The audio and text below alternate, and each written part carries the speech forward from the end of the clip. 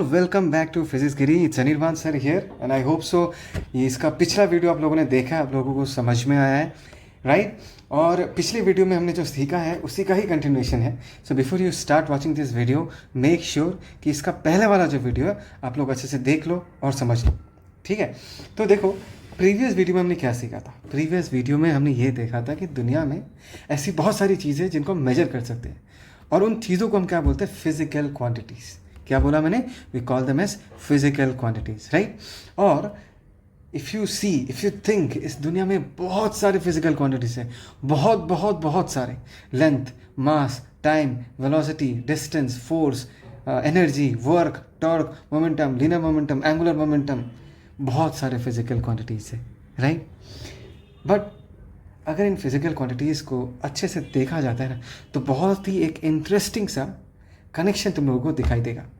मैं उसी कनेक्शन को लेके, उसी कनेक्शन नहीं बोलना चाहूँगा, एक डिवीजन दिखाई देगा, एक डिफरेंस दिखाई देगा।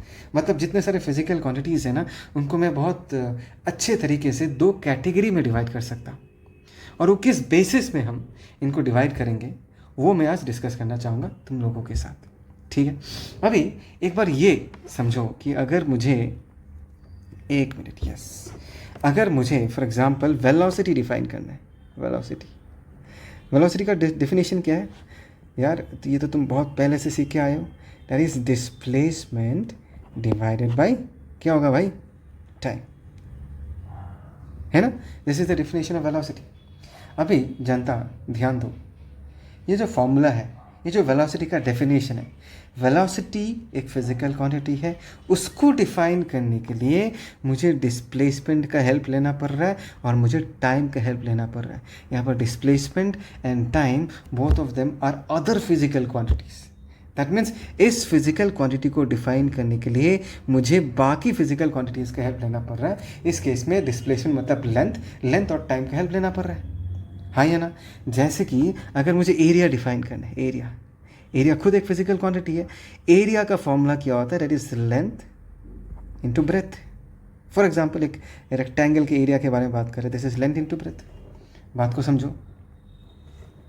अभी एरिया जो है भाई साहब, ये भी एक फिजिकल क्वांटिटी है, लेंथ खुद एक फिजिकल क्वांटिटी है, ब्रेथ ये भी लेंथ ही है भाई, हाँ लेंथ ही है, ब्रेथ भी तो लेंथ ही है। तो एरिया को डिफाइन करने के लिए हमको किसका हेल्प लेना पड़ रहा है? हमको लेंथ का हेल्प लेना पड़ रहा है। एरिया खुद एक फिजिकल क्वांटिटी है और उसका डेफिनेशन जो है वो लेंथ पे डिपेंडेंट है, लेंथ के थ्रू हम उसको डिफाइन कर रहे हैं। चलो फोर्स देखते हैं। फोर्स क्या है भाई? फोर्स होता है मास इनटू एक्सेलरेशन। एक्सेलरेशन क्या होता है? Change in velocity by time taken. ध्यान दो यहाँ पर अगर मुझे फोर्स को डिफाइन करना है, फोर्स को डिफाइन करने के लिए मुझे मास का हेल्प चाहिए, वेलोसिटी का हेल्प चाहिए। वेलोसिटी मतलब लेंथ बाय टाइम आएगा वेलोसिटी में, है या ना। दैट मीन्स फोर्स को डिफाइन करने के लिए और एक बार मास का हेल्प चाहिए, लेंथ का भी हेल्प चाहिए और टाइम का भी हेल्प चाहिए। बात को समझो। तो मैं तुम लोगों को ये बताना चाहता हूँ कि इस दुनिया में ऐसे बहुत सारे फिजिकल क्वांटिटीज़ है जिनको डिफाइन करने के लिए, जिनको एक्सप्लेन करने के लिए, जिनको एक्सप्रेस करने के लिए हमें दूसरे फिजिकल क्वांटिटीज़ का हेल्प लेना पड़ता है, या दूसरे फिजिकल क्वांटिटीज़ के थ्रू हम उनको एक्सप्लेन करते हैं, ठीक है। Is that clear? Okay fine. लेकिन इस दुनिया में कुछ ऐसे क्वांटिटीज़ हैं जिनको डिफाइन करने के लिए मुझे किसी और फिजिकल क्वांटिटी का हेल्प लेना नहीं पड़ता, उनका खुद का डेफिनेशन होता है। फॉर एग्जाम्पल लेंथ क्या रिप्रेजेंट करता है? किसी भी दो पॉइंट्स के बीच का जो डिस्टेंस है, जो गैप है, उसको रिप्रेजेंट करता है। अभी लेंथ को डिफाइन करने के लिए, एक्सप्लेन करने के लिए मुझे कोई दूसरा फिजिकल क्वांटिटी का हेल्प नहीं लेना पड़ रहा। समझ में आ रहा है मैं क्या कह रहा हूँ? सिमिलरली फॉर एग्जाम्पल हमको मास डिफाइन करना है कि भाई साहब मास क्या होता है। मास तुमने पढ़ा है, it represents the amount of matter content in a body. अभी मास को डिफाइन करने के लिए बताओ किसका हेल्प लेना पड़ा? किसी और फिजिकल क्वांटिटी का हेल्प लेना पड़ रहा? नहीं ना। मास का तो खुद का डेफिनेशन है, टाइम का भी वैसा ही खुद का डेफिनेशन है। तो देखा गया है कि ऐसे कुछ फिजिकल क्वांटिटीज़ हैं जिनका खुद का डेफिनेशन होता है, जिनको डिफाइन करने के लिए हमें मदद नहीं चाहिए, हमको किसी और क्वांटिटी का मदद नहीं चाहिए। ऐसे क्वांटिटीज़ को जिनका खुद का डेफिनेशन है, अपने आप डिफाइन होता है, ऐसे क्वांटिटीज़ को हम ऐसा क्वांटिटी बुलाते हैं। We call this quantities as fundamental और बेस क्वांटिटीज़, और कभी कभी इसको एब्सोल्यूट क्वांटिटीज़ भी बुलाया जाता है, बिकॉज इनको एक्सप्लेन करने के लिए किसी और का हेल्प हमको नहीं चाहिए, राइट। Is that clear? पक्का क्लियर? ओके। इसके बाद क्या आता है? इसके बाद इस तरीके के क्वांटिटीज आते हैं, velocity, area, force, work. Work क्या होता है? फोर्स इनटू डिस्प्लेसमेंट, है ना। अगर एनर्जी देख लो, उसमें भी बाकी फिजिकल क्वांटिटीज़ के हेल्प लेना पड़ता है। तो ऐसे जो क्वांटिटीज़ है, इन क्वांटिटीज़ को हम कैसे क्वांटिटी बुलाते हैं? इन क्वांटिटीज़ को हम डिराइव्ड क्वांटिटीज़ बोलते हैं। डिराइव्ड मतलब क्योंकि हमने इसको डिराइव किया है ना।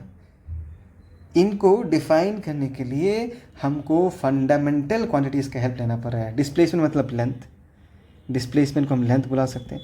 तो यहाँ पर वेलोसिटी जो कि एक डिराइव्ड क्वांटिटी है, इसको एक्सप्लेन करने के लिए, इसको डिफाइन करने के लिए हमको फंडामेंटल क्वांटिटीज़ यूज़ करना पड़ रहा है, लेंथ और दूसरा क्या हो गया? टाइम। ये दोनों फंडामेंटल क्वांटिटी है। एरिया को डिफाइन करने के लिए हमको लेंथ का यूज़ करना पड़ रहा है, ये खुद एक फंडामेंटल क्वांटिटी है। फोर्स को डिफाइन करने के लिए हमको मास का, लेंथ का, टाइम का, ये जो तीनों फंडामेंटल क्वांटिटी है, इनको यूज़ करके हम इस फोर्स को डिफाइन करें। तो फोर्स जो है वो डिराइव्ड क्वांटिटी है। और जितने सारे डिराइव्ड क्वांटिटीज़ हैं उनको हम फंडामेंटल क्वांटिटीज़ में एक्सप्रेस कर सकते हैं, बिकॉज उन्हीं से ही बनता है। देखो बहुत बढ़िया से मैंने यहाँ पर लाइन लिख कर रखा है, ऑल अदर फिजिकल क्वांटिटीज़। ध्यान से देखो, all other physical quantities can be derived by suitable multiplication और division of different powers of fundamental quantities. हम फंडामेंटल क्वांटिटीज़ को मल्टीप्लाई करके, डिवाइड करके, बाकी जितने सारे डिराइव्ड क्वांटिटीज़ है सबको डिफाइन कर सकते हैं। जैसे यहाँ पर लिखा हुआ है, समझो, if length is defined as a fundamental quantity then area and volume are derived from length. समझ में आया? तो एरिया एंड वॉल्यूम के इन दिस केस हम क्या बुलाएंगे? डिराइव्ड क्वांटिटी बुलाएंगे। Are getting the point? समझ में आया? आई होप सो कि तुमको ये पॉइंट समझ में आया। The first is fundamental quantities and the second is derived quantities.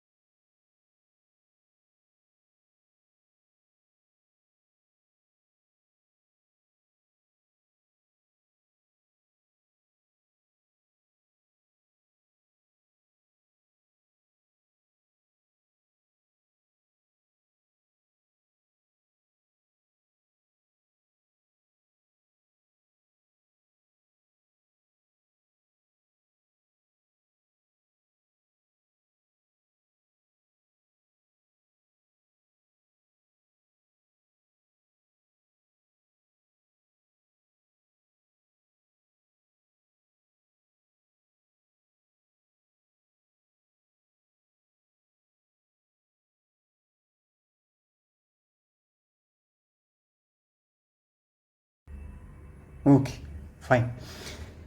तो देखो, मैकेनिक्स में लेंथ, मास एंड टाइम, इनको फंडामेंटल क्वांटिटीज माना जाता है। बात को समझो, length, mass and time mechanics में। इसके अलावा भी और फंडामेंटल क्वांटिटीज़ हैं, आगे जाके बताऊंगा। फिलहाल मैकेनिक्स में लेंथ, मास एंड टाइम को फंडामेंटल क्वांटिटीज माना जाता है, बट देयर आर्बिट्ररीली चूज है।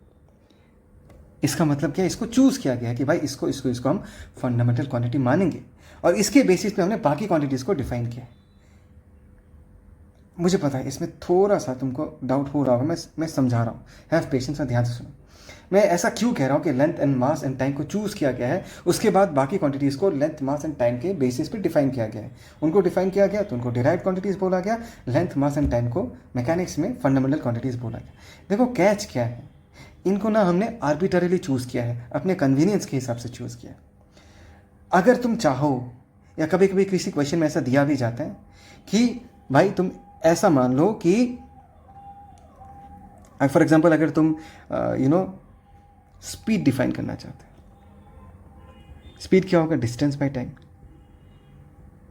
तो कभी कभी ऐसे भी बोला जा सकता है कि ये मानो कि स्पीड एक फंडामेंटल क्वांटिटी है। क्या बोला मैंने? स्पीड एक फंडामेंटल क्वांटिटी है, टाइम एक फंडामेंटल क्वांटिटी है। ध्यान दो, ऐसे बोल दिया तुमको, या तुमने ऐसा माना कि स्पीड एक फंडामेंटल क्वांटिटी है, टाइम एक फंडामेंटल क्वांटिटी है। इन दैट केस डिस्टेंस जो है, ध्यान दो, ये जो डिस्टेंस जो है ये डिराइव्ड क्वांटिटी हो जाएगा। समझ में आया? ये डिस्टेंस जो है ये क्या बन जाएगा? एक डिराइव्ड क्वांटिटी बन जाएगा। ठीक है। लेकिन मैकेनिक्स में माना क्या जाता है, कन्वेंशन क्या है? कन्वेंशन का मतलब समझ में आता है, जब हम रास्ते में चलते हैं हम हमेशा लेफ्ट में चलते हैं, चलते या नहीं चलते, इसको हम कन्वेंशन बोलते हैं, ये रूल बनाया गया है, इसको माना गया है। तो यहाँ पर भी एग्जैक्टली मैकेनिक्स में लेंथ, मास एंड टाइम को फंडामेंटल क्वांटिटीज माना गया है और इसके बेसिस पे बाकी क्वांटिटीज को एक्सप्लेन, डिफाइन या एक्सप्रेस किया जाता है। लेकिन ज़रूरी नहीं है कि हमेशा हर सिचुएशन में लेंथ, मास एंड टाइम को ही फंडामेंटल क्वांटिटी माना जाए।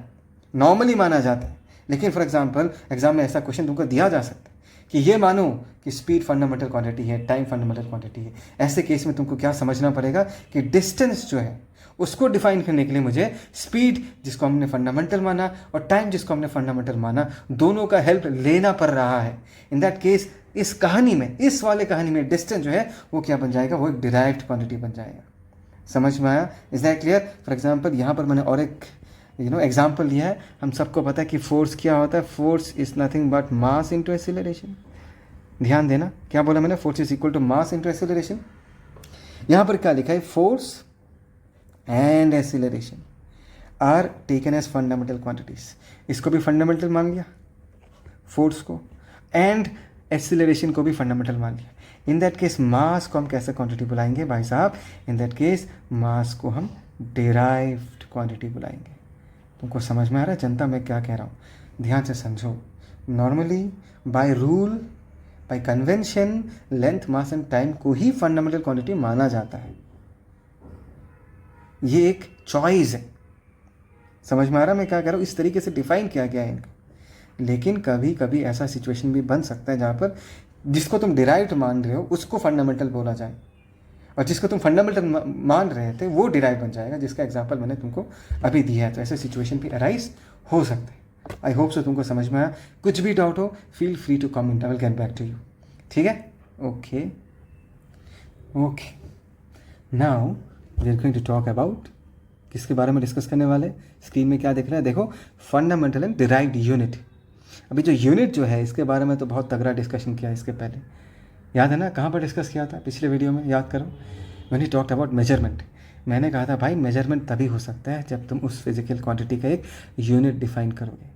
एक बार तुम यूनिट डिफाइन कर लिया, फॉर एग्जांपल 1 मीटर कितना है वो तुमने मेजर कर लिया कि भाई साहब इस लेंथ को हम 1 मीटर बोलेंगे, और उसके सामने तुमने एक लंबा सा डंडा लाया और देखा कि ऐसा 1 मीटर उसमें कितना बार आता है। सोचो 5 बार आता है तो उसका लेंथ कितना हो जाएगा, 5 मीटर्स हो जाएगा। समझ में आया? तो प्रोसेस क्या था, तुमने सबसे पहले एक यूनिट डिफाइन किया। यूनिट मतलब इस लेंथ को यूनिट लेंथ बोलेंगे, और तुम्हारे पास वो लंबा सा जो डंडा था उसमें देखा कि ये यूनिट लेंथ कितना बार आ रहा है। अगर 5 टाइम्स आएगा तो उसका लेंथ तुम क्या बोल दोगे, 5 times of 1 metre, that is 5 metre. याद आ रहा है ना ये कहानी? ओके, तो यूनिट्स के बारे में हमने ऑलरेडी डिस्कस कर लिया। इसके जस्ट पहले हमने क्या डिस्कस किया था, क्वांटिटीज़ के बारे में डिस्कस किया था, fundamental quantities and derived quantities. And the point is that fundamental quantities का जो यूनिट होगा उसको फंडामेंटल यूनिट बोलेंगे, as simple as that. And derived quantities का जो यूनिट है उसको हम डिराइव्ड यूनिट्स बोलेंगे। वेरी वेरी सिंपल, बात को समझो। देखो फंडामेंटल क्वांटिटीज हमने क्या क्या बोला था?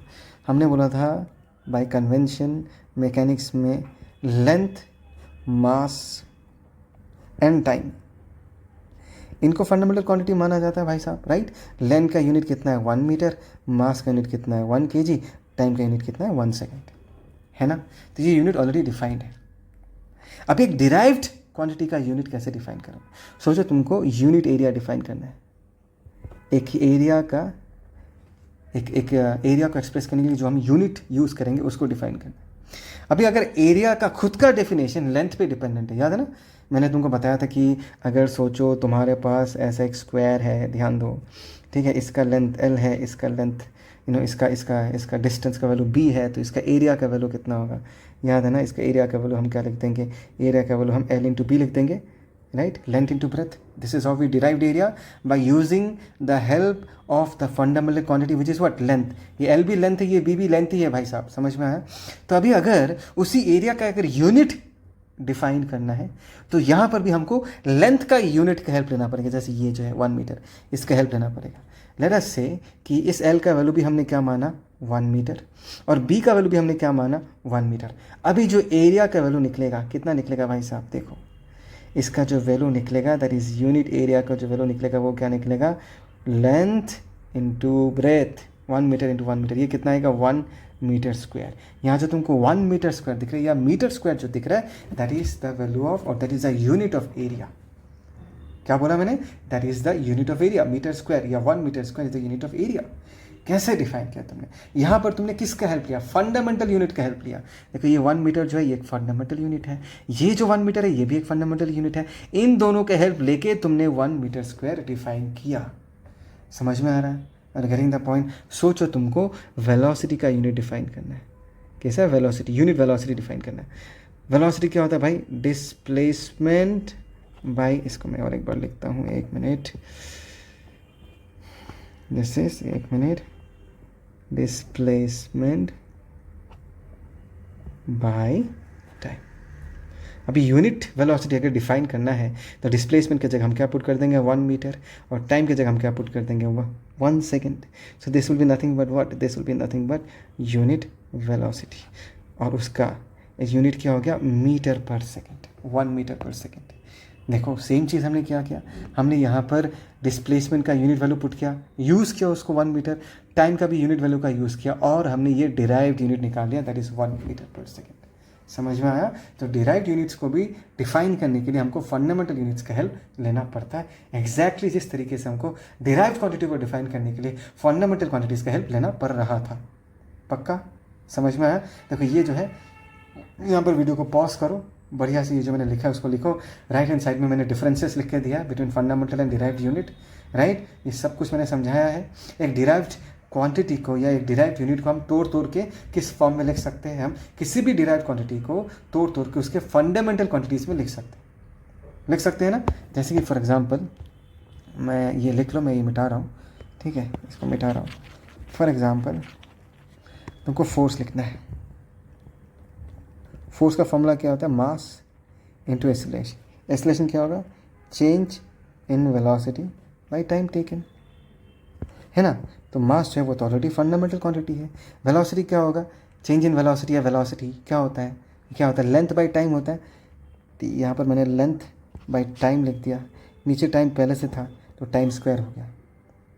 समझ में आ रहा है मैं क्या कह रहा हूँ? यहाँ पर हमने जस्ट क्या फोर्स को तोड़ा, डिसइंटीग्रेट किया, ब्रेक डाउन किया। किन चीज़ों में ब्रेक डाउन किया? फोर्स को जिन फंडामेंटल क्वांटिटीज ने मिलकर बनाया था उसमें ब्रेक डाउन किया। तो मास ने, लेंथ ने और टाइम स्क्वायर ने मिलकर बनाया था फोर्स। तो यहाँ पर एक लाइन है, ये बाकी सब तो तुमको समझ में आएगा। डिराइव्ड यूनिट्स, ये वाला डिराइव्ड यूनिट्स, ध्यान से देखो, 1 मिनट, यस, यहाँ derived units can be reduced to its elementary level which are composed of fundamental units. I hope so तुमको ये लाइन समझ में आया। यही एक लाइन है जिसमें मुझे लगता है कि तुम लोगों को कन्फ्यूजन हो सकता है, इसलिए मैंने ऑलरेडी एक्सप्लेन कर दिया। ठीक है, यहाँ पॉज करो और लिखो। ओके, देखो अभी बारी है सिस्टम ऑफ यूनिट्स समझना, कि सिस्टम ऑफ यूनिट्स एक्चुअली होता क्या है। ठीक है, all of us will agree, मैं लिख के समझाता हूँ। All of us will agree कि 1 kg जो है that is a unit of mass. Come on people, हाँ या ना? 1 kg जो है that is what? Unit of mass. और 1 ग्राम जो है भाई साहब, ये दोनों तो यूनिट मास को ही रिप्रेजेंट करता है, 1 kg या 1 gram, because both of them are representing unit mass, right. My question is कि इन दोनों में डिफरेंस क्या है? What is different between them? What is the difference between 1 kg and 1 gram? Come on people, the difference is that कि, अच्छा before I say about the difference, एक बात तुमको ये पता है ना कि 1 kg में 1000 ग्राम्स समा सकता है। 1000 ग्राम्स मिल के 1 kg बनता है, यस और नो? Okay fine. अभी सुनो, दोनों में डिफरेंस क्या है कि जिस सिस्टम में 1 kg को यूनिट माना गया, ध्यान देना है, जिस सिस्टम में 1 kg को यूनिट माना गया तो वहाँ पर एक बड़े क्वांटिटी ऑफ मास को यूनिट मास माना गया, और जिस सिस्टम में 1 ग्राम को यूनिट माना गया, 1 ग्राम तो एक छोटा क्वांटिटी ऑफ मास ना, तो उस सिस्टम में एक छोटे क्वांटिटी ऑफ मास को यूनिट मास माना गया। बात को समझो मैं क्या कह रहा हूँ। मैं कह रहा हूँ कि दिस इज 2 सिस्टम्स। अगर तुमको पता होगा 1 kg हम MKS सिस्टम में मेजर करते हैं, metre kilogram and second, and 1 gram जो है हम CGS सिस्टम में, ये सिस्टम का नाम है सेंटीमीटर ग्राम एंड सेकेंड, इसमें CGS सिस्टम में यूनिट मास का यूनिट होता है 1 ग्राम। दोनों में डिफरेंस क्या है? MKS सिस्टम में एक बड़े क्वांटिटी ऑफ मास को यूनिट माना गया, दैट इज़ 1 kg। और CGS सिस्टम में एक छोटे क्वांटिटी ऑफ मास को यूनिट माना गया। ऐसा क्यों कह रहा हूँ? बिकॉज सबको पता है कि 1 kg में 1000 ग्राम्स घुस सकता है, राइट? तो 1 kg जो है एक बड़ा यूनिट है। What do you mean by बड़ा यूनिट? बड़ा यूनिट का मतलब क्या है कि इस 1 kg में 1 kg will represent a larger amount of mass, whereas 1 gram is representing a smaller amount of mass. So MKS CGS ये अलग अलग सिस्टम है, और इन दोनों सिस्टम्स में क्वांटिटी, एक यूनिट में कितना क्वांटिटी होगा, एक यूनिट में कितना मास होगा, ये एक यूनिट में कितना लेंथ होगा, या एक यूनिट में कितना टाइम होगा, ये मतलब डिफरेंट है, ये अलग है दोनों सिस्टम्स में। समझ में आ रहा है? तो अलग अलग देशों ने अलग अलग क्वांटिटी को यूनिट माना, तो अलग अलग सिस्टम से बन गए, ठीक है? तो सबसे कॉमन, सबसे famous CGS system, MKS system, सब ने सुना है कभी ना कभी।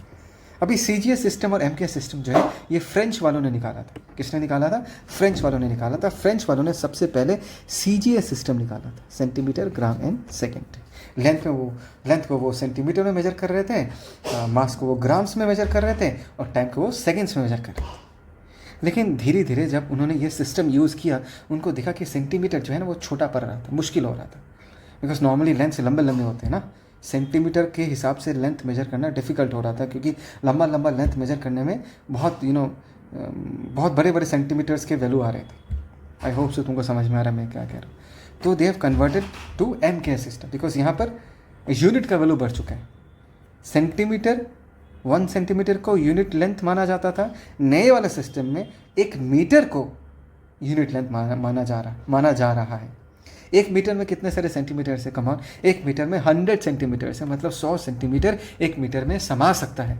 तो 1 मीटर एक बड़ा यूनिट है, सेंटीमीटर एक छोटा यूनिट है। समझ में आया? Okay fine. ब्रिटिश वाले कौन सा सिस्टम फॉलो कर रहे थे? ब्रिटिश वाले FPS सिस्टम फॉलो कर रहे थे। लेंथ को फुट में मेजर कर रहे थे, मास को पाउंड में मेजर कर रहे थे, और टाइम को सेकेंड में मेजर कर रहे थे। Are getting the point? Okay, अभी देखो, सबके दिमाग में ऐसा एक क्वेश्चन आना चाहिए, सर कौन सा सिस्टम यूज़ करना है? आई होप सो सबको समझ में आया कि सारे अलग अलग सिस्टम्स में डिफरेंस क्या है। डिफरेंस है कि कितना क्वांटिटी एक यूनिट में माना क्या, वो अलग अलग है। That is the reason systems अलग अलग हो गए। लेकिन नेक्स्ट क्वेश्चन ये आता है कि सर इतने सारे सिस्टम्स हैं, कौन सा सिस्टम कब यूज़ करना है? तो देखो, इसका जवाब क्या है? इसका जवाब ये है, वो डिपेंड करेगा सिचुएशन पे। किस पे डिपेंड करेगा भाई साहब? सिचुएशन पे डिपेंड करेगा। मैं तुमको एक एग्जाम्पल देता हूँ। तुम सबको पता है ना कि 1 टन जो है, 1 ton that is also unit of mass है या नहीं? बताओ। 1 ton that is unit of mass. 1 ton कितना केजी है? क्या ये बता पाओगे? How much kg is 1 ton? Come on people, come on. कितना होता है? 1 ton in this case is equal to what? 1000 kg. That means अगर मैं 1 kg को टन में एक्सप्रेस करना चाहूँ तो कितना होगा? 1/1000 टन। इसको हम कैसे लिखेंगे? 1 2 3 1 2 3 पॉइंट, है ना? Come on. ओके, तो ये कितना लिख देंगे? 0.001 टन। बात को समझो, ठीक है? अभी कहानी सुनो। कहानी ये है कि तुम बाज़ार जाते हो और तुमको आलू खरीदना है, और तुम्हारे जगह पर, तुम जहाँ पर रहते हो, वहाँ के लोगों ने टन को यूनिट ऑफ मास मान के रखा है। क्या बोला मैंने? 1 टन को यूनिट ऑफ मास मान के रखा है। 1 टन, ध्यान देना, 1 टन में 1000 kg घुसता है। जस्ट इमेजिन करो, 1 टन कितना बड़ा यूनिट है। तो तुम जहाँ पर रहते हो, अगर वहाँ पर टन को यूनिट मास माना जाता है और तुमको 1 kg आलू चाहिए, कितना आलू चाहिए तुमको? 1 kg आलू चाहिए। लेकिन तुम्हारे जगह पर केजी में बात नहीं होता, बात होता तो कितने में बात होता? टन में बात होता। तो तुम दुकानदार को जाके बोलोगे क्या? भाई साहब, मुझे 0.001 टन ऑफ आलू चाहिए। तुम समझ रहे हो? Are looking at the difficulty. 0.001 ton, इस तरीके से अगर लोगों को बात करना पड़े तो कितना डिफ़िकल्ट होगा यार। तुम आलू खरीदने जाओगे तो कभी टन में बात नहीं करोगे, आलू खरीदने जाओगे तो केजी में बात करो।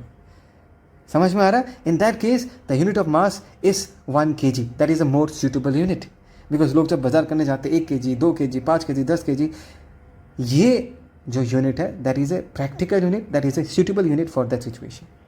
आई होप सो तुमको समझ में आ रहा है। लेकिन सोचो, तुम बिजनेसमैन हो, कोयला का बिजनेसमैन हो, और तुम कोयला बेचते हो, कोयला खरीदते हो, ठीक है। और तुमने देखा होगा कोयला ट्रक्स में जाता है, बड़े बड़े ट्रक्स में जाता है, राइट। अभी अगर तुमको कोई पूछे भाई कितना कोयला चाहिए, ऐसे सिचुएशन में अगर तुम केजी में बताना चाहोगे, यार केजी को यूनिट बना के डिस्कस करना चाहोगे तो बहुत मुश्किल होगा, क्योंकि कोयला का जो क्वांटिटी है वो कितना ज़्यादा होगा, तुम समझ में आ रहा ही नहीं आ रहा। 1000 केजी, 2000 केजी, 2000, 3000 केजी, ऐसे करके बात करना पड़ेगा। तो ऐसे सिचुएशन में कोयला खरीदने या बेचने वाले सिचुएशन में KG will not be a practical unit. In that case तुमको टन में बात करना पड़ेगा। समझ रहे हो मैं कहाँ कह रहा हूँ? Ton will be a practical unit. सोचो तुम एटॉमिक लेवल में बात कर रहे हो, तुमको एक प्रोटॉन का साइज चाहिए। एक प्रोटॉन का साइज कितना होता है? It is nearly around 10⁻⁻15 metres. Nearly around 10⁻, कितना बोला भाई? 10⁻⁻15 मीटर्स। देखो भाई, ऐसे सिचुएशन में क्या तुम 1 मीटर को यूनिट लेंथ मानना, क्या ये लॉजिकल आइडिया है? 1 मीटर को यूनिट लेंथ मानना? इन दैट केस नहीं भाई, तुम एटॉमिक लेवल पे बात करो और बहुत ही छोटे छोटे लेंथ के साथ बात करो। तो वहाँ पर तुम्हारा जो प्रोटॉन का लेंथ है, जो साइज़ है, वो 10⁻⁻15 मीटर से बहुत ही छोटा है। तो ऐसे सिचुएशन में तुमको अलग यूनिट मानना पड़ेगा। और ऐसे सिचुएशन में आगे जाके पढ़ोगे, एक यूनिट माना जाता है फेम्टोमीटर। 1 फेम्टोमीटर, 1 फेम्टोमीटर इज इक्वल टू 10⁻⁻15 मीटर। वहाँ पर फेम्टो में बात किया जाता है। 2 फेम्टो, 3 फेम्टो। समझ में आया कि 2 प्रोटॉन्स के बीच का गैप कितना है? 2 फेम्टोमीटर। इस तरीके से बात किया जाता है। ऐसे सिचुएशन में फेम्टो प्रैक्टिकल यूनिट होगा। तुम सोना खरीदने जा रहे हो तो दुकानदार के जाके क्या बोलोगे? केजी में थोड़ी ना बात करोगे, तुमको 1 ग्राम या 2 ग्राम सोना चाहिए होगा। वहाँ पर अगर केजी में जाके बात करना चाहोगे, तुम जाके क्या बोलोगे कि भाई साहब मेरे को 0.001 केजी ऑफ सोना चाहिए। भाई इस तरीके से बात करना तो बहुत ही मुश्किल होगा। ऐसे सिचुएशन में ग्राम जो है वो प्रैक्टिकल यूनिट है। तुमको समझ में आ रहा है मैं क्या कह रहा हूँ? तो कौन सा सिस्टम ऑफ यूनिट यूज़ करना है वो डिपेंड करेगा कि तुम कैसे सिचुएशन में हो और कैसे सिचुएशन में तुमको लेन देन करना पड़ रहा है। Is that clear? ओके, अभी इसको पॉज करके अच्छे से लिख के रखना, ठीक है, जो मैंने कहा। आगे बढ़ते हैं, ठीक है। फुट पाउंड सेकंड वाला सिस्टम समझा चुका हूँ। अभी let us talk about SI system. किसके बारे में बात करेंगे? SI system. ध्यान दो, यहाँ पर मैंने ऑलरेडी पहले कहा था, it is known as international system of units. अभी भाई साहब इंटरनेशनल क्यों कह दिया मैंने? इंटरनेशनल कहाँ से आ गया? देखो ये कहानी जो है मैंने तुमको पहले भी बताया कि हमको ऐसा एक सिस्टम ऑफ यूनिट चूज़ करना पड़ेगा जो हर देश फॉलो करे, नहीं तो प्रॉब्लम आ जाएगा। मैं समझाता हूँ कैसे प्रॉब्लम आएगा। तुमको पता है कि एक देश से दूसरे देश में लोग ट्रैवल करते हैं, ट्रेन से ट्रैवल करते हैं, प्लेन से ट्रैवल करते हैं। अगर दोनों देशों में यूनिट जो वो लोग कंसिडर करें, सिस्टम जो लोग फॉलो करें वो अलग अलग होगा, तो सोचो कितना डिफिकल्ट होगा। प्लेन सोचो एक कंट्री से दूसरे कंट्री में एंटर कर रहा है और एक कहीं कहीं पर क्या बोलते हैं MKS सिस्टम फॉलो कर रहा है, कहीं पर FPS सिस्टम फॉलो कर रहा है फॉर एग्जाम्पल। तो पायलट बोलेगा ये मैं अभी उतरने वाला हूँ, कितने स्पीड से उतरूँ, और वहाँ पर वो FPS सिस्टम में जवाब दे रहा होगा। और पायलट जो है वो इंडिया से आया है, वहाँ पर मीटर किलोग्राम उसको समझ में आता है, फुट पाउंड उसको समझ में नहीं आता। तो कर पाएगा कि वो? इतना बड़ा बड़ा एक्सीडेंट हो सकते हैं इन सब चीज़ों को लेकर। सोचो ट्रेड करना है, सोचो हमें तेल खरीदना है, US से तेल खरीदना है। तो हमने बोला US भैया ये बताओ आप जो तेल बेच रहे हो कितना दाम है? तो US वाले लोगों ने बोला कि भाई साहब आपको अगर हमसे तेल खरीदना है तो 1 गैलन का इतना $, ऐसा बोल दिया हमको। समझ रहे हो मैं क्या कह रहा हूँ? 1 गैलन का इतना $। अभी हम जो यहाँ पर है हम तो टेंशन में आ जाएंगे। क्यों आएंगे? क्योंकि हमारे यहाँ पर तेल जो है वो रुपये जो लीटर में बिकता है, राइट। 1 लीटर कितना हो गया अभी पेट्रोल का? 100 रुपये जैसा हो गया, आई थिंक सो, है ना। तो वो लीटर में बिकता है। वहाँ पर यूनिट उन्होंने बदल दिया और गैलन में वो लोग बात कर रहे हैं। तो अगर मुझे ये पता नहीं है कि 1 गैलन कितना लीटर है, तो ये डिसाइड करना कि वहाँ से तेल खरीदना मेरे लिए सस्ता पड़ेगा या ज़्यादा कॉस्टली पड़ेगा, ये बताना मुश्किल होगा। तो बहुत बहुत लोचा है, बहुत इनकन्वीनियंस है, बहुत कन्फ्यूजन क्रिएट हो सकता है। तो सारे देशों के लोगों ने मिलके ये फाइनली डिसाइड किया कि भाई हम एक स्पेशली कॉमर्स में, ट्रैवल में एक पर्टिकुलर सिस्टम ऑफ यूनिट्स को फॉलो करेंगे, एक्सेप्ट करेंगे, ताकि कोई कन्फ्यूजन क्रिएट ना हो, कोई न्यूसेंस क्रिएट ना हो, कोई इनकन्वीनियंस क्रिएट ना हो। और उसी सिस्टम को हम क्या बोलते हैं? SI system. It is known as international system of units. And basically ये MKS सिस्टम ही है जहाँ पर लेंथ को मीटर में मेजर किया जाता है एंड मास को किलोग्राम में और टाइम को सेकेंड में। लेकिन इसमें एक नया चीज़ मैं तुमको बताने वाला हूँ कि यहाँ पर जो फंडामेंटल क्वांटिटीज़ है ओवरऑल इस सिस्टम में, देयर आर 7 फंडामेंटल क्वांटिटीज़। अब तक मैंने सिर्फ 3 फंडामेंटल क्वांटिटीज़ को लेके ही बात किया है। मास के बारे में बात किया, लेंथ के बारे में बात किया, टाइम के बारे में बात किया, लेकिन याद करना है मैंने हमेशा बोला मैकेनिक्स में ये 3 फंडामेंटल क्वांटिटी है। ओवरऑल फिजिक्स के बारे में अगर बात करो तो टोटल में 7 फंडामेंटल क्वांटिटीज़ हैं, जो मैंने यहाँ पर बढ़िया से टेबल बना के तुमको दिखाया है। ठीक है, फिजिकल क्वांटिटी ये जो तुमको डॉट डॉट दिख रहा है, this is nothing but amount of substance. इसको हम क्या बोलते हैं, मैं लिख के देता हूँ, 1 मिनट भाई साहब। अमाउंट ऑफ सब्सटेंस है ना। अमाउंट ऑफ सब्सटेंस को हम जिस यूनिट से मेजर करते हैं उसका नाम कितना है, मोल, और उसका सिंबल क्या है, MOL। ये क्या होगा भाई साहब, दिस इज लेंथ। लेंथ को हम मीटर से मेजर करते हैं और इसका सिंबल क्या है, M। ये हो गया मास, है ना। मास को हम किलोग्राम में मेजर करते हैं, यूनिट हो गया kg। ये हो गया टाइम, टाइम तो सबको पता है, सेकेंड्स, S वाला, S is the symbol of the unit. ये क्या हो गया, टेम्परेचर, है ना। टेम्परेचर का यूनिट क्या है, केल्विन, K से रिप्रेजेंट करते हैं। ये क्या होगा, current. Current is a fundamental quantity, उसका यूनिट क्या है, A से रिप्रेजेंट करते हैं और यूनिट का नाम एम्पियर है। और ये जो है ये लुमिनस इंटेंसिटी, बहुत भारी भरकम नाम है, मुझे पता है सबको डर लग गया होगा ये नाम सुन के, लेकिन टेंशन मत लो यार, मैं समझा दूंगा। ठीक है, लेकिन अभी एक्चुअली वक्त नहीं है इसको प्रॉपर्ली समझाने का। लुमिनस इंटेंसिटी, इसका यूनिट का नाम है कैंडेला और इसका सिंबल है CD। अभी लुमिनस इंटेंसिटी है क्या, देखो, अमाउंट ऑफ सब्सटेंस मोल तुमको पता है, लेंथ पता है, मास पता है, टाइम पता है, टेम्परेचर पता है, करंट पता है। लुमिनस इंटेंसिटी क्या है भाई साहब, अभी तो पूरा समझाना पॉसिबल नहीं है, लेकिन थोड़ा सा आइडिया देके रखता हूँ। लुमिनस इंटेंसिटी से हम ये मेजर करते हैं कि कोई भी अगर सोर्स ऑफ लाइट है, ध्यान से सुनो, कहा क्या मैंने कहा कि कोई भी अगर सोर्स ऑफ लाइट है उससे कितना अमाउंट ऑफ विजिबल लाइट निकल रहा है। क्या कहा मैंने, कितना अमाउंट ऑफ विजिबल लाइट निकल रहा है, उसको मेजर करने में हम लुमिनस इंटेंसिटी यूज़ करते हैं, इस यूनिट को यूज़ करते हैं। ठीक है, अभी के लिए सिर्फ इतना ही काफ़ी है, इससे ज़्यादा नहीं चाहिए तुमको। Is that clear? So this is the कहानी of system of units. I hope so तुमको समझ में आया। ओके, लेकिन एक और छोटा सा चीज़ तुमको बताना चाहूँगा। एक बात याद रखना, हमने जो SI सिस्टम कंसिडर किया है, जो माना है, उसमें कितने सारे फंडामेंटल क्वांटिटीज़ हैं, 7 फंडामेंटल क्वांटिटीज़ हैं। और ये बात सुनो कि आगे जाके साइंटिस्ट लोगों ने देखा कि भाई और 2 क्वांटिटीज़ हम इसमें ऐड कर सकते हैं, तो उन क्वांटिटीज़ को सप्लीमेंट्री फंडामेंटल क्वांटिटीज़ बोला गया। और ध्यान दो, और वो क्वांटिटीज़ क्या है, पहला क्वांटिटी है प्लेन एंगल, दूसरा क्वांटिटी क्या है, सॉलिड एंगल। इनको बाद में ऐड किया गया, इसीलिए इनको सप्लीमेंट्री फंडामेंटल क्वांटिटीज़ बोला जाता है, और इनके यूनिट को सप्लीमेंट्री यूनिट्स बोला जाता है। प्लेन एंगल का यूनिट कितना है, रेडियन। सॉलिड एंगल का यूनिट कितना है, स्टेरेडियन। समझ में आ रहा है? तो थोड़ा सा आइडिया दे दूंगा कि प्लेन एंगल, सॉलिड एंगल, इसका मतलब क्या है। प्लेन एंगल था, आई होप सो सबको समझ में आ रहा है। ये पिक्चर दिख रहा है तुमको, ये सर्कल, ये 2D पिक्चर है, ठीक है ना। तो हमने ऐसा एक लाइन खींचा, ऐसा एक लाइन खींचा, बात को समझना। और इनके बीच का जो ये जो स्पेस है, इस स्पेस को मेजर करने के लिए हम प्लेन एंगल यूज़ करते हैं, एंगल यूज़ करते हैं। समझ में आया? अभी ये जो दूसरा पिक्चर तुमको दिख रहा है ना, ये एक स्फीयर है, ठीक है। और ये जो कर्व सरफेस दिख रहा है, ध्यान से देखो, ये जो कर्व सरफेस है, ये स्फीयर के सेंटर पे, यहाँ पर ये जो स्पेस तुमको दिख रहा है, ये एक 3D स्पेस होगा नहीं होगा, ये वाला स्पेस 3D स्पेस। ये तो आइसक्रीम के कोन जैसा, ये वाला स्पेस। इस वाले स्पेस को मेजर करने के लिए हम क्या यूज़ करते हैं, सॉलिड एंगल मेजर यूज़ करते हैं। We use solid angle to measure this particular space. Solid angle के बारे में डिटेल्स में हम क्लास 12 में डिस्कस करेंगे सॉलिड एंगल के बारे में। बट अभी के लिए इन दोनों लाइंस के बीच के गैप को मेजर करने के लिए हम प्लेन एंगल यूज़ करते हैं। और ये जो तुमको 3D में एक छोटा सा कोन जैसा बना हुआ दिख रहा है नहीं, छोटा सा कोन जैसा शेप, 3D स्पेस है, इसको मेजर करने के लिए हम क्या यूज़ करते हैं, सॉलिड एंगल यूज़ करते हैं। इतना क्लियर? पक्का समझ में आया? ओके फाइन, इन सब चीज़ों को अच्छे से नोट बना के रखना।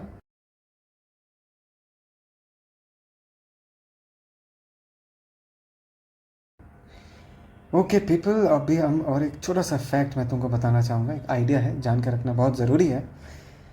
तो ऐसा है कि अगर मैं तुमको पूछूं कि न्यूक्लियस है, न्यूक्लियस के अंदर 2 प्रोटॉन से उनके बीच का डिस्टेंस या उनके बीच का गैप कितना होता है, नहीं पता, एक बार इंटरनेट में देखना, तुमको मिलेगा कि जो गैप है दैट इज़ अराउंड 10⁻⁻15 मीटर्स, है ना। यहाँ पर हम क्या मेजर कर रहे हैं, यहाँ पर हम लेंथ मेजर कर रहे हैं, और लेंथ का वैल्यू कितना है, 10⁻⁻15। कैन इमेजिन कितना छोटा है, बहुत बहुत बहुत बहुत छोटा है। अभी अगर मैं तुमको ये पूछता हूँ, what is the distance of A Quasar from earth, Quasar डरो मत, ये क्या है मैं बताता हूँ। क्वासर फ्रॉम अर्थ, अर्थ से कितना दूरी पे है। Quasar is nothing but a young Galaxy. Galaxy तो पता ही है ना, तो एक यंग गैलेक्सी है। तो अर्थ से क्वासर का डिस्टेंस कितना होता है अगर तुम ढूंढोगे ना, तुमको पता चलेगा this is of the order of 10⁻26 metre. ये भी एक लेंथ का ही तो मेजरमेंट है। जनता बताओ, ये जो मेजरमेंट है ये भी तो एक लेंथ का ही मेजरमेंट है, और इसका वैल्यू कितना है 10⁻26। कम ऑन पीपल, इसको फील करो कितना बड़ा है। This is so so so so so large. देखो यहाँ पर दोनों केसेस में हमने सेम फिजिकल क्वांटिटी को मेजर किया, लेंथ को ही मेजर किया। एक सिचुएशन में उसका वैल्यू इतना कम आ रहा है 10⁻15, अलग सिचुएशन में उसका वैल्यू जो है, उसका रेंज जो है कहाँ तक पहुँच रहा है 10⁻26 पहुँच रहा है। मास के केस में देखो, अगर मैं तुमको पूछूँ what is the mass of an electron, ध्यान दो, what is the mass of an electron, can you tell me? 9.1 × 10⁻31 kg। -31 भाई साहब, कितना कितना कितना छोटा है।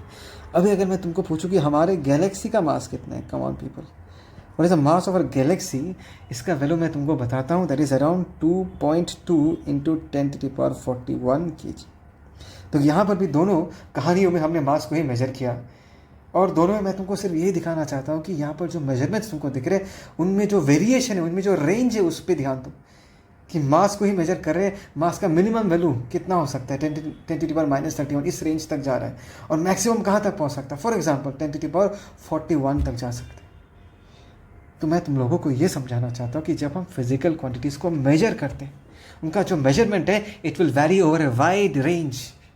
उनका जो मेजरमेंट्स है they vary over a wide range, और इतने रेंज में अगर हमको डील करना है, in order to make our life simple, in order to make the discussion simple, हम कुछ प्रीफिक्सेस डिफाइन करते हैं। हमने कुछ प्रीफिक्सेस डिफाइन किया जो मैं तुमको अभी बता दूंगा। यहाँ पर देखो 10⁻18 को हम क्या बोल देंगे, 1 एक्सा बुलाएंगे। क्या बुलाएंगे? 1 एक्सा। 10⁻15 को क्या बुला सकते हैं?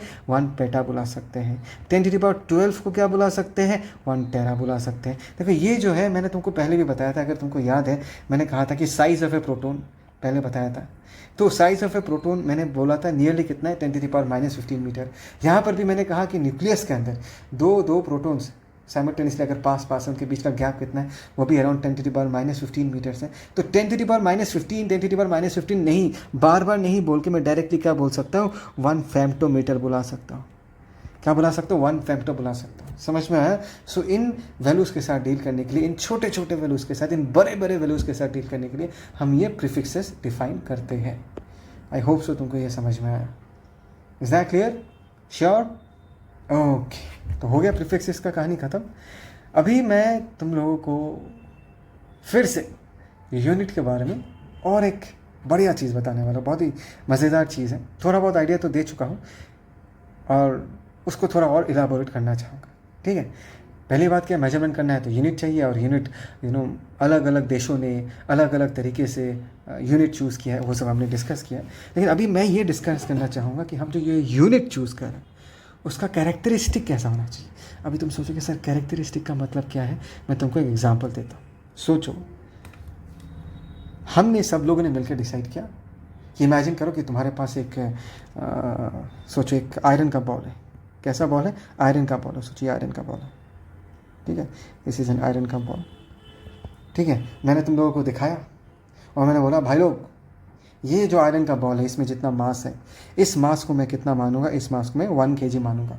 अभी से ये हो गया हमारा यूनिट। इस आयरन बॉल में जितना मास है उसको हम 1 kg बोलेंगे, ये हो गया हमारा यूनिट। इस तरीके से हमने यूनिट डिफाइन कर दिया। ठीक, बढ़िया, सब खुश, सब ने बोला कि बढ़िया है, इस तरीके से आपने यूनिट डिफाइन कर दिया। ठीक है, तो स्टार्टिंग में तो सब बढ़िया चल रहा था, बट जनता एक बार ये सोचो कि 100 साल के बाद, जस्ट इमेजिन 100 साल गुजर चुके हैं, 100 साल के बाद ये जो आयरन बॉल है, क्या इस आयरन बॉल में के अंदर का जो मास है वो 1 kg ही रहेगा? कौन सा 1 kg? जो 1 kg हमने 100 साल पहले माना था उतना ही मास रहेगा इसमें 100 साल के बाद भी? एक बार ये सोचो, नहीं रहेगा। बिकॉज इतने लंबे टाइम में इसमें जंक लग सकता है, जंक लग के ये टूट टूट के पाउडर फॉर्म में निकल जाएगा, कुछ मास लॉस हो जाएगा। समझ में आ रहा है? दैट मीन्स मैंने जो ये स्टैंडर्ड चूज़ किया था इस बॉल को लेकर, जो मैंने बोला था भाई ये 1 kg है, विद टाइम ये बदल गया। मतलब 100 साल के बाद जिस क्वांटिटी को मैं 1 kg बोल रहा हूँ वो एक्चुअली 1 kg नहीं है, वो 1 kg से कम है, बिकॉज वहाँ से कुछ मास लॉस हो चुका है। Are getting the point. तो इस तरीके से हम कभी भी किसी स्टैंडर्ड यूनिट को डिफाइन नहीं कर सकते, क्योंकि अगर हमने ऐसे स्टैंडर्ड यूनिट को डिफाइन कर दिया, एज टाइम पासेस वो बदल जाएगा। अगर यूनिट ही बदल गया तो मेजरमेंट ही बदल जाएगा, तब तो कितना बड़ा प्रॉब्लम हो जाएगा। तुमको समझ में आ रहा है मैं क्या कह रहा हूँ? तो हमको यूनिट को जैसे ऐसे करके डिफाइन करना है कि जो डेफिनेशन है या जिस तरीके से हम उस यूनिट को डिफाइन करते हैं उस पर ना किसी जगह का इफेक्ट आना चाहिए, किसी टाइम का इफेक्ट गिरना नहीं चाहिए, किसी सिचुएशन का इफेक्ट नहीं गिरना चाहिए। तुमको समझ में आ रहा है मैं क्या कह रहा हूँ? जैसे कि फॉर एग्जाम्पल, और एक एग्जाम्पल देता हूँ। सोचो लेंथ का यूनिट डिफाइन करना है, मैं राजा हूँ, मैंने बोला भाई देखो एक बंदे के फिंगर के टिप से उसके कोनी तक, कोनी समझ में आता ना, एक फिंगर के टिप से कोनी तक का जो डिस्टेंस है उसको हम यूनिट लेंथ बोलेंगे, इसको यूनिट लेंथ बोलेंगे, बोल के मैंने सबको बोला। अभी इस खुद सोच के देखो कन्फ्यूजन होगा या नहीं? ऑब्वियसली कन्फ्यूजन होगा, क्योंकि हर अलग अलग लोगों का फिंगर से लेके कोनी तक का डिस्टेंस अलग अलग होता है। तो कहाँ से तुमने स्टैंडर्ड यूनिट डिफाइन किया? यूनिट का वैल्यू ही बदल जाएगा, अलग अलग लोगों को अलग अलग लोग अलग अलग यूनिट लेके काम करेंगे, तो कितना कन्फ्यूजन क्रिएट होगा। और गेटिंग द पॉइंट। तो यूनिट को जब हम डिफाइन करेंगे इस तरीके से डिफाइन करेंगे, ना उसको कोई सिचुएशन इफेक्ट करेगा, ना उसको कोई जगह इफेक्ट करेगा, ना उस पर कोई टाइम का इफेक्ट गिर सके, right? So this is how unit has to be defined. इसको लेकर मैं आगे जाकर और थोड़ा एलाबोरेट करूँगा, ठीक है, कि एक्चुअली में कैसे डिफाइन करते हैं, उन डेफिनेशंस को तुमको दिखाऊंगा तो प्रॉपर फील आएगा, ठीक है। अभी हम सेकेंड केस में देखते हैं, it should be reproducible. What do mean by reproducible? देखो सोचो सारे साइंटिस्ट लोगों ने मिलके बोला कि भाई ये जो स्केल दिख रहा है इसका लेंथ जो है ये हम 1 मीटर मानेंगे। समझ में आया? ये जो रॉड तुमको दिख रहा है, इस रॉड का जो लेंथ है उसको हम क्या मानेंगे? इस रॉड के लेंथ को हम 1 मीटर मानेंगे। बढ़िया है, लेकिन यहाँ तक रुकने से नहीं होगा। तुमने जो इस लेंथ को 1 मीटर माना, ये तो तुमको पब्लिक को भी बताना है ना, अपनी जनता को भी बताना है कि भाई देखो ये जो लेंथ है ये 1 मीटर है। क्योंकि तुम्हारे जनता में ऐसे बहुत सारे लोग हैं जिनका दुकान है, उनको कपड़ा बेचना पड़ता है, कपड़ा बेचने के लिए मेजर करना पड़ेगा नहीं पड़ेगा, तो उनको तो एक मेजरिंग डिवाइस चाहिए ना, लेंथ मेजरिंग डिवाइस, जो कि उस स्टैंडर्ड यूनिट, तुमने जो स्टैंडर्ड यूनिट बनाया है, जो साइंटिस्ट लोगों ने स्टैंडर्ड यूनिट बनाया है उसको फॉलो करें, उसके अकॉर्डिंग हो। सोचो किसी का पाइप का दुकान है, वो पाइप बेचता है तो उसको मेजर करके बेचना पड़ेगा ना, तो उसके पास ऐसा डिवाइस होना पड़ेगा जो तुम्हारे स्टैंडर्ड यूनिट तुमने जो डिफाइन किया उसको फॉलो करे और उसको यूज़ करके मेजर करे। समझ में आया? तो तुमने जो स्टैंडर्ड यूनिट डिफाइन किया है उसको तुम इजीली रिप्रोड्यूस कर पाओ, ऐसा होना चाहिए वो।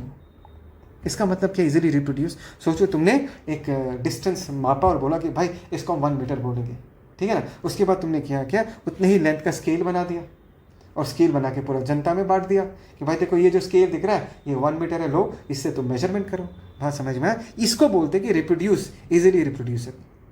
बात समझ में आ रहा है मैं क्या कह रहा हूँ? जैसे कि अगर तुमको टाइम मेजर करना है तो तुम्हारे पास कौन सा डिवाइस है? घड़ी है, घड़ी से तुम मेजर कर सकते हो, ये हो गया तुम्हारे पास इक्विपमेंट। फॉर एग्जांपल तुमको अगर मास मेजर करना है, जब तुम सब्जी खरीदने जाते हो और मास मेजर करना पड़ता है तो हम क्या, पाल्ला सुना होगा, पाल्ला राइट, उसमें वेट्स होता है, आयरन वेट्स रखते हैं उस तरफ, तो वो जो छोटे छोटे आयरन वेट्स 1 kg का, 2 kg का, 500 ग्राम का, वो are replicas, they are replicas of the standard unit. उनको यूज़ करके हम मेजरमेंट करते हैं। That is the reason, that is the meaning of this line, that the standard unit should be easily reproducible. You should be able to reproduce it. समझ में आया मैं क्या कह रहा हूँ? Okay fine. और लास्ट वाला जो पॉइंट है, it should neither be too small और टू लार्ज। ऑलरेडी बता चुका, वो टन वाला कहानी बताया था कि आलू खरीदने जाओगे तो टन में नहीं बात करोगे, सोना खरीदने जाओगे तो केजी में बात नहीं करोगे, राइट। तो यूनिट तुमको ऐसा चूज़ करना है जो कि प्रैक्टिकल हो, जो बहुत बड़ा भी ना हो, जो बहुत छोटा भी ना हो, बहुत बढ़िया से तुम उससे काम कर पाओ। समझ में आ रहा है ना? पक्का? Okay fine. तो जैसे कि मैंने तुमको कहा था कि यूनिट ऐसा होना पड़ेगा ताकि उस पर या लेंथ या सिचुएशन का, जगह का, टाइम का कोई इफेक्ट ना गिरे, है ना, ये बताया था तुमको। तो अभी मैं तुमको दिखाऊंगा कि एक्चुअली में यूनिट को कैसे डिफाइन किया जाता है, तुमको फील आएगा। देखो लेंथ 1 मीटर को कैसे डिफाइन किया जाता है, देखो बहुत ही बढ़िया सा डेफिनेशन है। यहाँ पर क्या लिखा हुआ है, ध्यान देना। The meter is the length of the path traveled by light in vacuum during a time interval of 1/299,792,458 of a second. एक बार इस चीज़ को फील करो। यहाँ पर हमने 1 मीटर को डिफाइन करने के लिए लाइट की हेल्प ले लिया और ये बताया कि लाइट जो है इतने टाइम में जितना डिस्टेंस ट्रैवल करेगा उसको हम 1 मीटर बताएंगे। अभी भाई साहब ये सोच के देखो, ये जो हमने डेफिनेशन दिया 100 साल के बाद क्या ये डेफिनेशन बदल सकता है? 100 साल के बाद भी लाइट इतने टाइम में 1 मीटर डिस्टेंस ही कवर करेगा, ये बदल नहीं जाएगा। इस पर कोई टाइम का, इस पर कोई सिचुएशन का, इस पर कोई जगह का इफेक्ट नहीं गिरेगा। सो this is how you define a standard unit. 1 kg को कैसे डिफाइन किया जाता है? एक प्लैटिनम इरिडियम का एलॉय वाला सिलेंडर बनाया गया है, प्लैटिनम इरिडियम एलॉय सिलेंडर बनाया गया और उसके अंदर जो मास है उसको हम 1 kg बुलाते हैं। समझ में आया? तो इस तरीके से ना स्टैंडर्ड यूनिट को डिफाइन किया जाता है, और इस तरीके से डिफाइन किया गया ताकि उस पर कभी भी जगह का, टाइम का, लोकेशन का इफेक्ट ना गिरे। ठीक है ना? यहाँ पर टाइम है, करंट है, मैं इन चीज़ों का भी एक्सप्लेन नहीं कर रहा। तुमको बस यहाँ पर यही समझना है कि स्टैंडर्ड यूनिट को किस तरीके से डिफाइन किया गया, ये समझाना चाहता हूँ। आई होप सो तुमको ये समझ में आया है। ना उस पर टाइम का, ना उस पर प्लेस का, ना उस पर सिचुएशन का इफेक्ट गिरेगा। ठीक है? So this brings me to the end of this video. I hope so you enjoy this video. Please like and subscribe to the channel and press the bell icon so that you know whenever I upload a video तुम्हारे पास पहुँच जाए। And कुछ भी doubt हो please feel free to comment, leave a comment. मुझे भी अच्छा लगेगा कि नहीं, यू पीपल आर सीरियस, तुम लोग पढ़ रहे हो, and I will be very happy to help you out. ठीक है? So till the next video, bye and take care, ख्याल रखना,